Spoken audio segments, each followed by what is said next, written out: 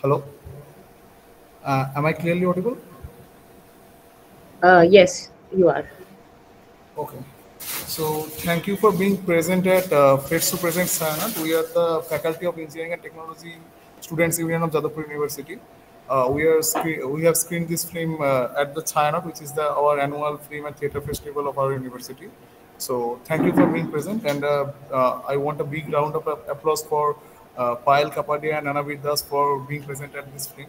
So I want you to tell about what was your thought process about being creating this film. I have just now seen that film, and it was about student activism and everything. So I want you to have some your thought process to this thing. What was your thought process about making it? And I felt while watching this film, it was a mixture of the things that has actually happened and some fiction. So, what was your take on that? If you Yeah. can share with us, it will be very. Thank you all for screening our movie and for coming in the afternoon to watch it. I really, it's nice that the movie is getting shown in universities where I think it's important that we show this movie because it's based on our time at the Film and Television Institute of India. So we were students there, and actually, like when we were on the strike in 2015, we all were we were all shooting the strike and everything that was happening, because after all we are a media, we were, we are film, we were studying film, so it was important that shoot what is going on, because the strike was very organized. We had one department for like documentation, one department for press related, one department for out activities and things like that. So usually it was the cinematography students who were part of the documentation department. So as Ronobir was one of the cinematography students, he was part of that department in the strike. So he was documenting a lot of what was going on in the movement, and we many of our friends were documenting, and we were not really thinking that this will be a film. We thought that this will be our archive of what happened, and we can put out things on YouTube, which they were doing also. But as the strike ended and time went by, we felt very like we were also in our final year in FTI, and we thought that we wanted to kind of document our friends. So we started doing many interviews of many of our friends and batchmates, because it was our final year at the institute.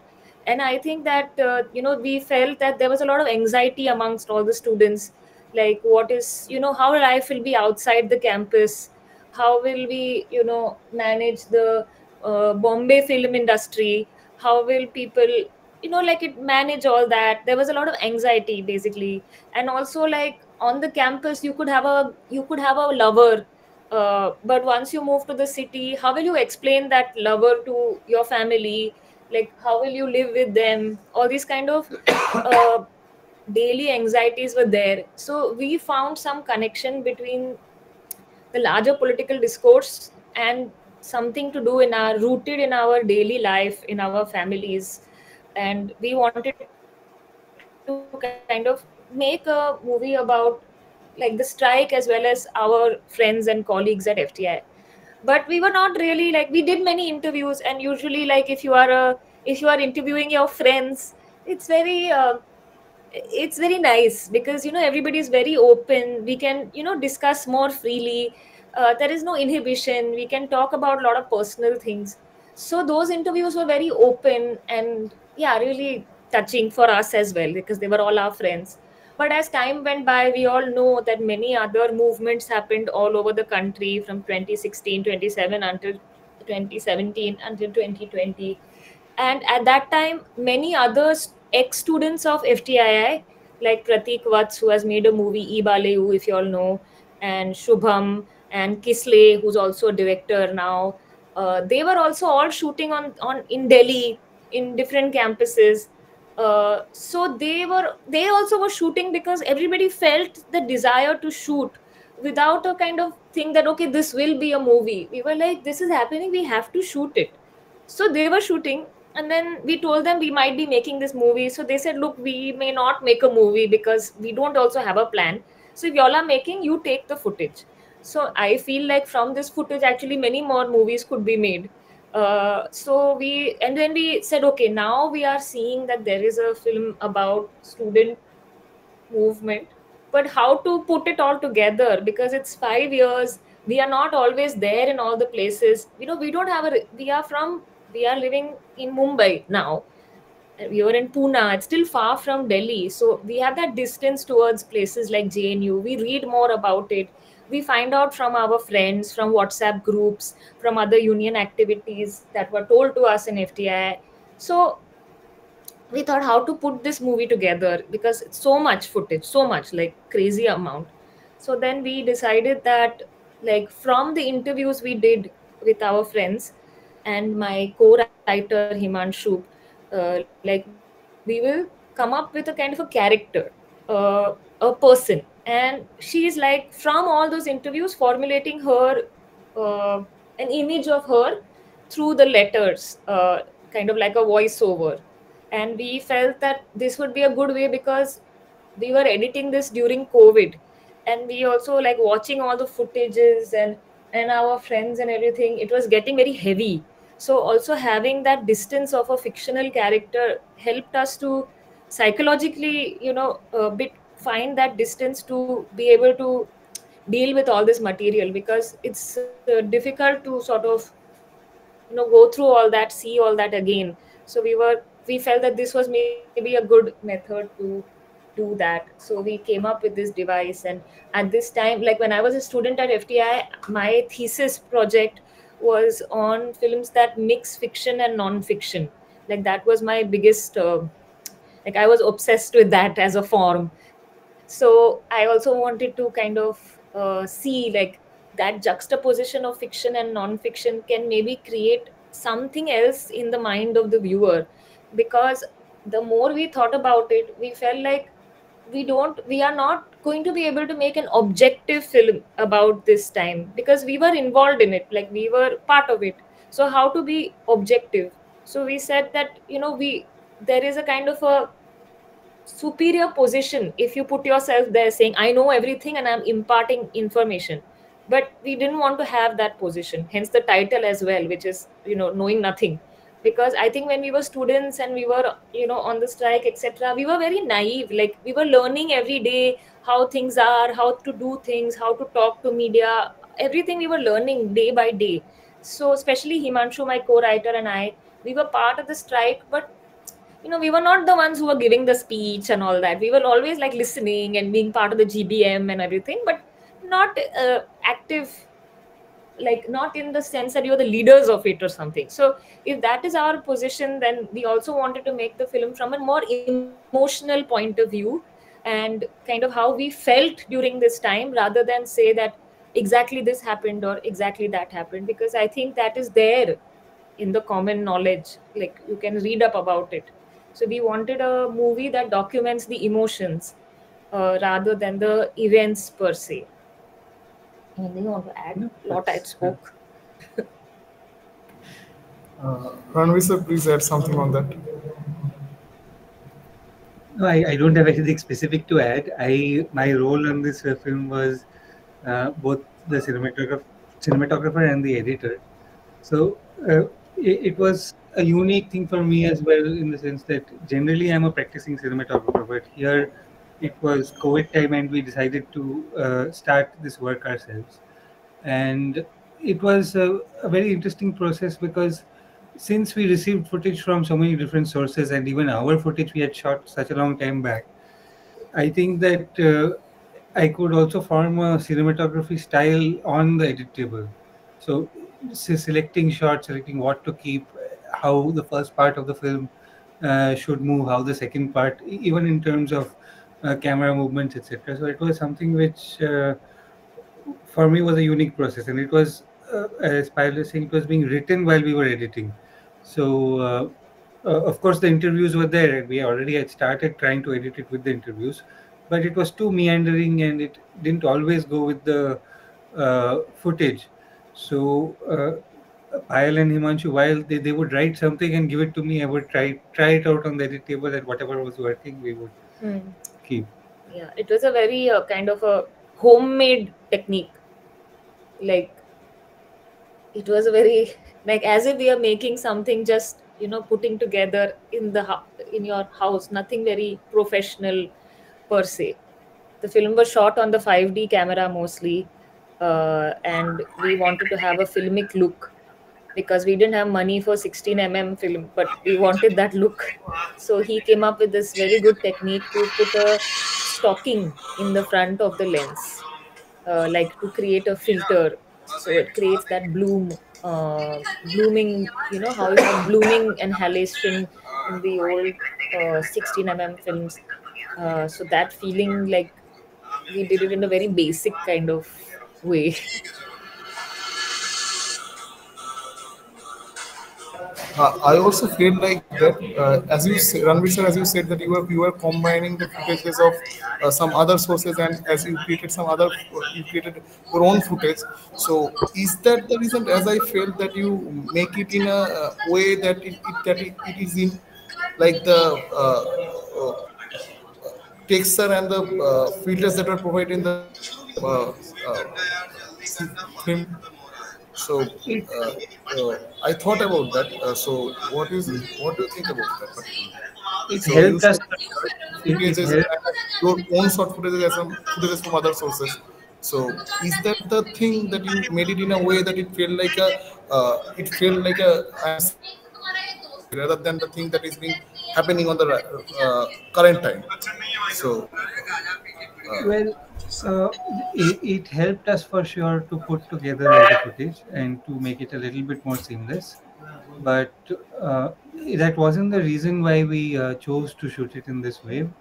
When we started shooting, as Payal mentioned, we didn't quite know what the final film would be. We were shooting uh, our campus, our friends. We were almost towards the end of our time in FTI. We were feeling somewhere nostalgic for the place already. So we decided to shoot it in this manner because for us it was evoking some kind of nostalgia towards the people we were shooting and the space. So what we thought, at least, that there was a kinder kind of softer, kinder gaze towards what we are shooting. So, but as time went by, of course, the film took its own path and became something of its own.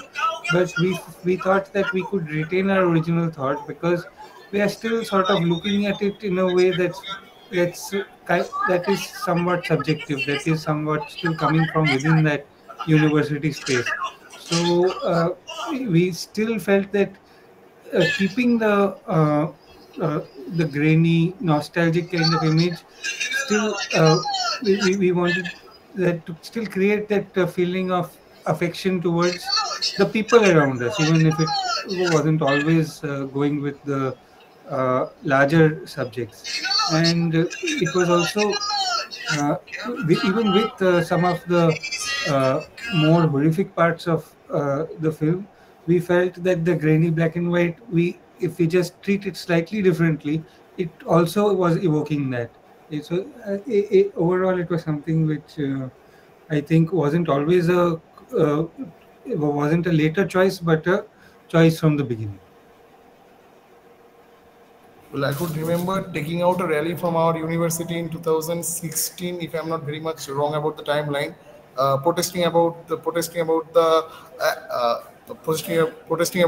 Chauhan's appointment at the director of the FTII Pune, which I have mentioned in the film. So right now, I want the crowds to ask any question if they have any. So I would like you to answer some questions that the crowds have to ask about this. So should I be passing to them? Absolutely. Thanks for that. Anyone from the crowd having any question regarding the cinema and the perspective that has been put into the. I'm finally done with my dissertation. This is the most disgusting book I have seen ever. But okay, get it published now. It's the worst, but you want me to get it published. Go on, go You on. have to get this published. There's no other Payal, Yes, sir. this published. I want to know that whom you admire as your favorite directors. Publish it with me and Fiction or non-fiction? who are you? No, I'm not I publishing. like many directors. I made a list of 50 films. I will share that with you. But yeah, like I really like Chris Marker. I like the films of Alice Rohrwacher, Miguel Gomes. You have any more to name? Simon Lang, Simon Lang, of Hrithik course, Ghotok, Agnes Varda. Right now, like, I don't know, it's not all coming to me, but I have many, many filmmakers. Aki Kirosmaki, then Miguel Gomes, I said, Apichat Pong. He also did one movie which I had studied in FTI for my thesis, which was Mysterious Object at Noon, which is also kind of fiction, non-fiction movie. Then what else? We like a lot of films. I watch everything. I think that it's good because so many new films are also coming out now, and every year there is such a nice lot. Like the last year, I thought that Alain Guillaudy's film Misericordia. It's not out yet, but if you all can get a copy somehow, it's a really really good film. So like that, I think every year there are some gems that excite us a lot. Yeah, like I think we just watch a lot of movies.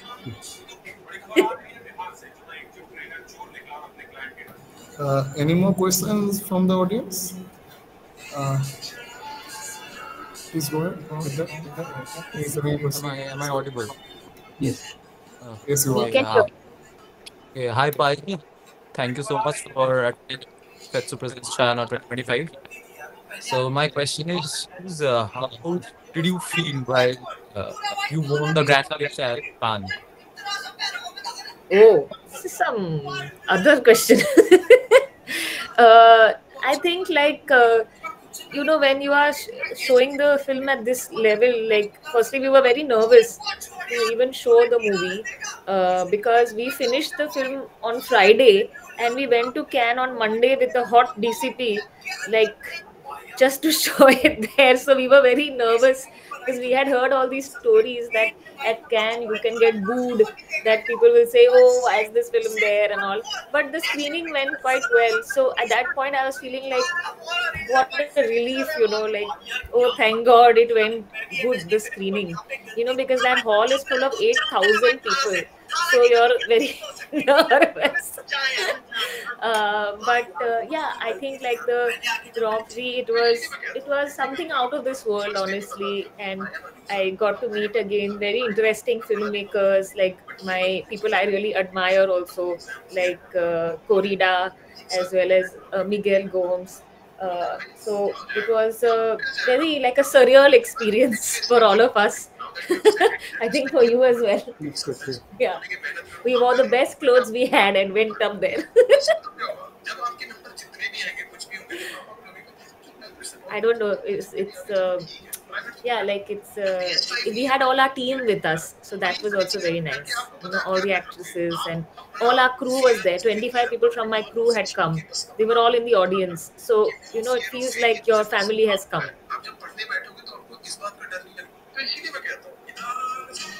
I have a question. May I ask? Hello. So, have you ever been targeted personally for making a making a film against the ruling government? Because that is thing that has been that was covered in your movie. See, honestly, like on the nose, we don't think so, because it is not something that we are feeling like on a basis where we know what is going on. So I cannot say that I have personally felt it, because I feel that so many filmmakers are making movies now, documentaries, which are very powerful, and but still it is, we are very small compared to the large propaganda machine that is there and the huge blockbusters that are being made. Our films don't have that kind of budget, don't have that marketing reach. So I think that we are not that much concerned, because the blockbuster hits are all, we know what they are. So those are the ones that are like, washing over everything else. The kind of budgets they have, the campaigns they have. So I feel like right now we are still too insignificant for anybody. Maybe. Seriously. We are organizing Point you have film to say, festival. Whenever we try to see what's your that, we are also having a monitor from the ruling government to why are you screening that thing. So we also have to raise some voice against the ruling government. So that was the thing I was trying to talk about, because in our university we are also getting targeted for raising dissent for various reasons. For recent incident. So I also wanted to ask about this incident. So any more question from the audience? it is our responsibility as students to, protect the ethoses of our campuses. Like, even our strike was not necessarily just for us, but our, juniors who will join also. Like, FTI education has now, the fees have increased. It's become much more expensive than when we were there. So if we don't, and our seniors had done the strike also, so that we could have fee, Place to stay. a place to stay, a proper fee structure. So, it is like our responsibility goes beyond our student years to make sure that safeguard our campuses, because it's given us so much, our institutions. So I think that, and yeah, with every step we have to try our best. What else can we do? We can also resonate with the same. The same thing is also repeating in our campus as well. The authorities and the government is trying to raise fees and impose several restrictions on the free movements of the students. So the thing has quite been the same in Jadavpur University as well. So any more questions from the audience? If you have them, please ask.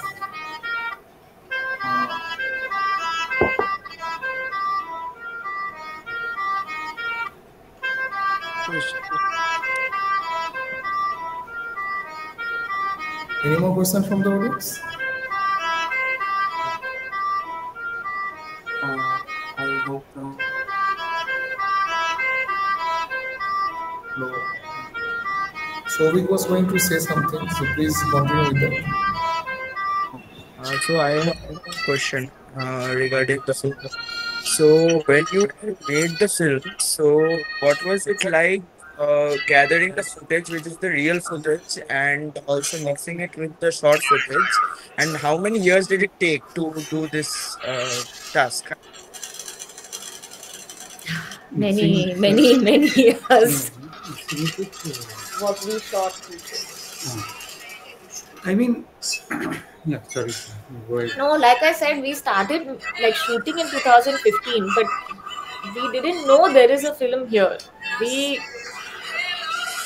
had a very different film in mind, just about our campus, just about our classmates and batchmates, campus life of FTI. But because it was not possible to not talk about other universities beyond after a point, because actually the FTI strike was very small compared to other protests that happened. So we felt that the reality took our film in a different direction, in a much larger direction. So we had no like, our sense of the film changed. But like he said, he is the cinematographer and the editor. No, but it was at first it wasn't easy because we were trying to, as I said, that we were trying to edit it with the documentary voices itself. That which is why we had to introduce this fictional character, because without it, it was very difficult to string together a narrative. So of course we took inspiration from the documentary voices to create that thing, but I think without that it would have been much harder to yeah, tie together and form a linear narrative. Yeah, that's true. But we took like maybe 2 years to do the post production, 1.5 years to edit it.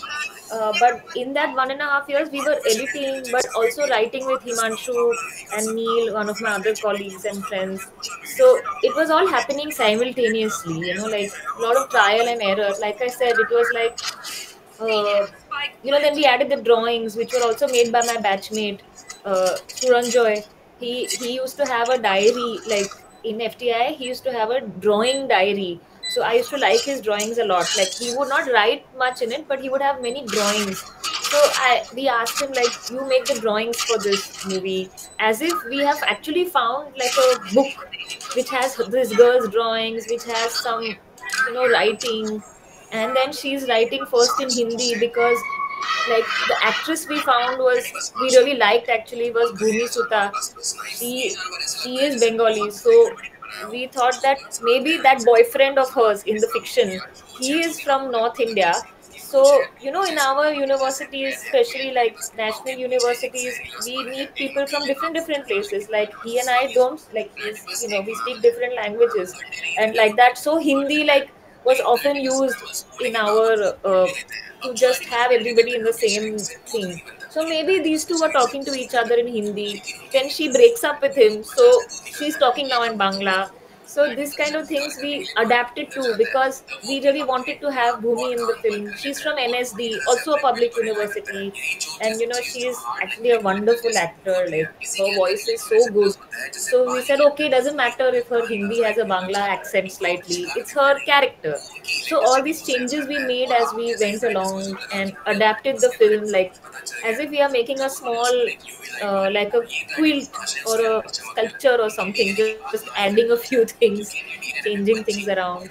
And it was like working in a lab, sort of, because there were so many things we were trying. We found this 8 footage, which is the color footage. There is a very wonderful site, which is an archive site. If you all are interested in archive filmmaking, you can check it out. It's called Padma, PAD.MA, and it is run by this very nice artist group called Camp, and they put out a lot of footage on this. So we found this 8 family footage, and we had that dream of Mukul, who he had narrated to me. Mukul is my friend from FTI. We put that voice just as a trial on the editing, on that shot of that girl getting married, that first scene with the red. And somehow it looked so spooky, like as if something horrible is happening to her. So like that, with those trials and errors, we started like thinking, okay, maybe montage is also happening with sound and random images. That is also a kind of montage, which is creating something in the mind of the audience. So it was a lot of trial and error, like, trying things out. Many times things didn't work. It was very flop. So we will do again. And then, so like this, it was something. But yeah, it was a very homemade experience.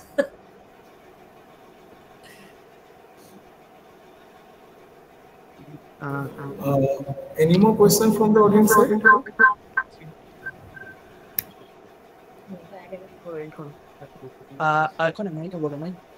I hope there is.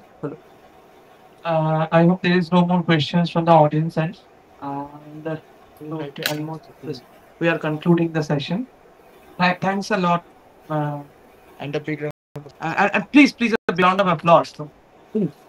Thank you all for coming. It was so nice to talk to you all. Thanks a lot for joining in. Thank you very Round of- much. Thank you so much. Thank you so much. Thank you so much. Thank you so much. Bye. Bye.